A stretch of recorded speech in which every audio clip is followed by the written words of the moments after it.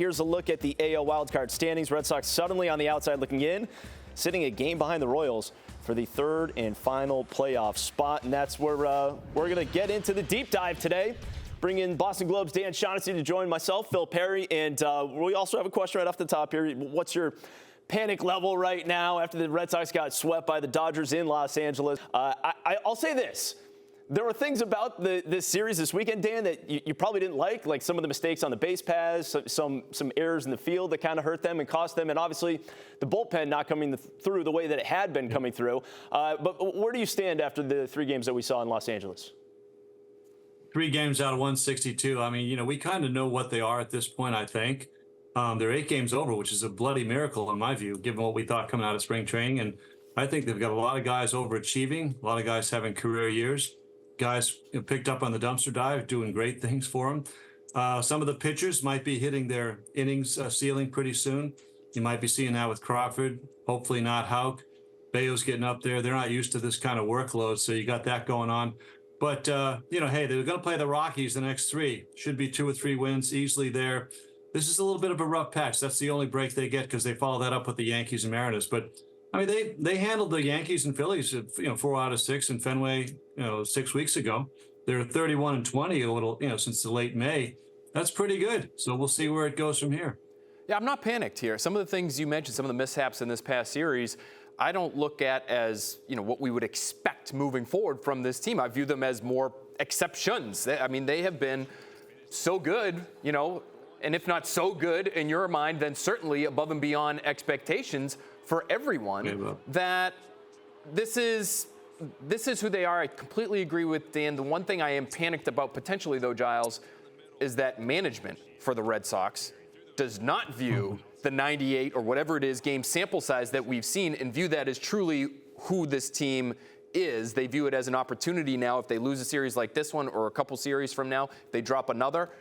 If they view it as an opportunity not to invest, because suddenly their predictions are starting to become reality, not the almost 100 games that we've already seen. And I want to circle back to that in just a minute, because they're still 8 games above 500. But when you do talk about some of the bullpen issues and everything else, obviously not going to have Kenley Jansen on this trip to Colorado, Dan.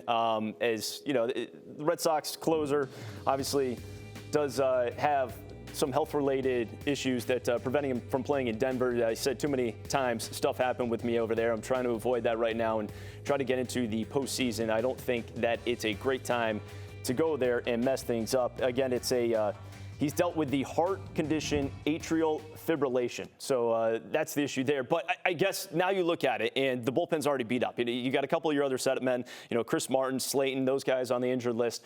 It's kind of a tough spot for them for a bullpen that certainly needs arms. Well, they're in Colorado. They're playing a really bad team the next 3 days. I mean, 20 under, whatever they are. They're a joke. It's like when you play the White Sox. The Florida Sox had that. I think the Sox are 28-12 against under 500 teams. I expect them to get 2 out of 3 just showing up for these games here. So it's a good time for Jansen. He's not there because it's Colorado, but that's a good team for him to miss. And that's why they pitched him 2 games in a row before coming here. And he gave up his first home runs of the year. So, maybe it was time for him to have a little sit down. Yeah, he's been phenomenal, too. Like, he's been phenomenal for them. And he was a guy I think that a lot of people expected to be traded at some point, getting closer to the deadline. But obviously, with the spot they're in, that's not going to happen. Are you concerned about him at all? I mean, you mentioned some of the plays in the field, some of the boneheaded things that may have helped them lose games in L.A., He didn't look great a couple nights ago. Do you worry about him and his conditioning level, dealing with back issues earlier in the season or whatever it was? Are you worried about Kenley Jansen at all? Because he has been so good, and he needs to remain good if they're going to actually compete for playoffs. And that's why I'm not, because he has to be good. Like, if they're going to actually, be a playoff team and make some noise, then he has to be good. So I'm not, because it has to work out, or else the whole thing kind of falls apart. Meanwhile, you got the trade deadline, which is July 30th, and you got Mass Live's Chris Cotillo and Sean McAdam writing this about the Red Sox, who are 8 games above 500. Teams in that type of position tend to buy and not sell at the deadline. But to this point, according to an industry source, the Red Sox have yet to identify a definitive deadline plan of attack. Dan, I got to say, at this point, shouldn't you have identified it? I mean, it would take like an epic disaster. I mean, they would have to lose like 2 or 3 of their most important players over the next week for them to really reconsider what they should be doing. Well, again, they look at the stats. This is the Geek Squad at play here. This team was not projected to be a playoff team for them. I think they're sort of sticking by that. The notion that they haven't made any kind of commitment is a little bit embarrassing, a little bit disrespectful to the people that are in the uniforms that have done so well and overachieved so well. I'm sure Cora is one more foot out the door here and that kind of thing. I think you're going to see inaction for the most part. I don't think they'll sell. There was a time you thought they might sell Jansen, Pivetta, O'Neill, those kind of guys. I don't see him doing that now, but I could see very small or no acquisitions as well. They just kind of steer through it. But it shouldn't be after 98 games a game-to-game situation. I mean, they kind of should know which way they're going by this point. And I think the master plan is still they're building for the future, which is really a horrible thing to hear for Red Sox fans because, last place so many times. It's a 5-year plan now. Let's go. They absolutely should understand which direction they want to go in, but they're waiting for the team to fall on its face. Unfortunately, that's how I view it. I don't know how you could view it any other way. If you still haven't committed at this point, when the team is playing well, what else are you waiting for? Because they told us who they thought this team would be in the offseason when they did nothing really to help them in the offseason. And so now they've exceeded everyone's expectations. And whether it's Craig Breslow or my guess is it's more John Henry, Dan Shaughnesy, that's saying, sure. let's pump the brakes here. Let's see how many games we can lose, and then maybe we won't actually have to swing a deal. You mentioned Cora is probably ticked off by this. Do you think the players are galvanized by this at all? Because they have continued to compete, even getting swept in L.A. These are close games. They're coming back despite their poor play at times. Do you think the players are sensing how the front office feels about them, and has that helped them at all? Probably a little bit, but they don't have a lot of gravitas in that room. They don't have like veteran guys with veteran resumes kind of thing. It's a lot of, like I said, overachievers, guys who've come here off the waiver wire, getting released by somebody else. So I don't think that Romy Gonzalez or Smith, the first baseman, are in any position to have their backs up. They're getting a chance to play in the big leagues, which they might have thought they were never going to have again, and they're making the most of it. That's great. So I just think that.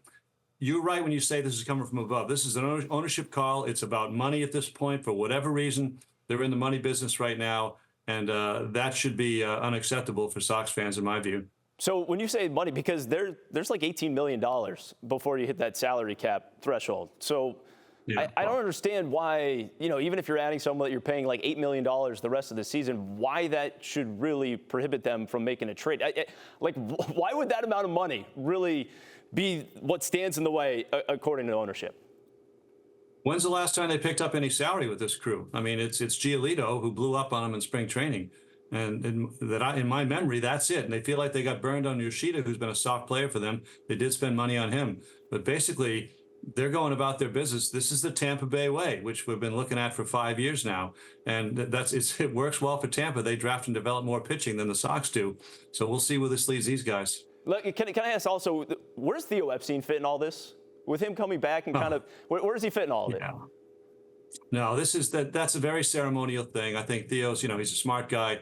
His name won't get attached to this unless they do really well. All of a sudden, then it'll be, the Theo effect has taken hold. No, in my opinion, he is not involved on a day-to-day basis with the baseball operation in the least. I think he's an advisor. I think he talks to Breslow. They have a lot in common. And, he was instrumental in Breslow getting the job, I believe. But Theo's, he's not around. He's not involved in the baseball ops, in my opinion. Dan, we know it's John Henry's team. We know he's calling the shots ultimately here. But do you get any sort of sense of where Craig Breslow would like to go with this baseball team, especially with this deadline? Is there any chance he actually would like to add? He's a former player. He's got that in him. He probably understands what's going on in that clubhouse right now. Is there any chance he would like to add, but he understands his boss won't let him, or he doesn't have what it takes to go into his boss's office and make the argument necessary for John Henry to potentially add some salary? Well, I think adding salary he's not going to pound his fist on that. He doesn't have the gravitas here to do that. One thing I think that these prospects that they have, they're not his guys. Guys tend to be very territorial when they draft guys. These aren't people he drafted. So I think he'd be willing to part with some prospects. They're pretty deep at certain spots among regular position players. So I think he'd be okay doing that, but he's not allowed to just go pick up salary. That's got to go from above, and I don't think they'll do that. Okay, well, let's take a look at some of the rumors that have been floating out there, because despite, it seeming like they don't have a plan of attack, you got these. Bob Nightingale reporting over the weekend that both Boston and New York, the Yankees that is, have reached out to the Cubs about righty Jameson Taillon. Chicago Cubs, though, have yet to really determine whether or not they're going to be buyers or sellers. Elsewhere, you got Chris Cotillo and Sean McAdam reporting that Angels infielder Luis Rengifo is one target of the Red Sox because of his right-handed bat and ability to play multiple positions. And then you got former Red Sox pitcher James Paxton, who pitched the other night for the Dodgers. He was designated for assignment, so there's another name that could, pop up back here in Boston. That one, to me, almost seems like the most intriguing, but as I play it out, I don't know that James Paxton would want to come back here. He would choose the Red Sox over another contender. You have to look at the salaries. The Italian, that guy's on the hook through 2027, $18 million a year. They're not taking that on. I don't know Paxton's thing. He was up last year.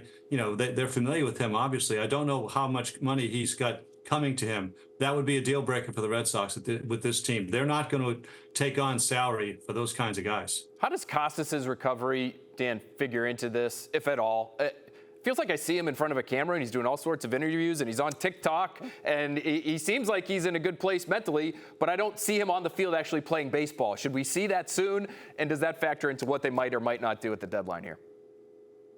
I mean, it's alarming in my view how long this is taking, and the fact that he's not hitting baseballs yet, still the dry swings and this kind of thing. So I feel sorry for the kid. He was one of their legit prospects who did it on the field for a couple of years and was tracking to really be a middle of the lineup power guy for them. So that's a loss for them. And the silence on this is a little bit deafening. We're just not hearing anything about his condition or when he's ready for rehab. It's been too long. Yeah, and the other one, too, that, pops up, especially because they're in Colorado tonight, is, you had Trevor Story on Friday, kind of leaving the door open about maybe returning, but obviously not going to be playing in this series, his first series back in Denver after he spent the majority of his career out there with the Rockies.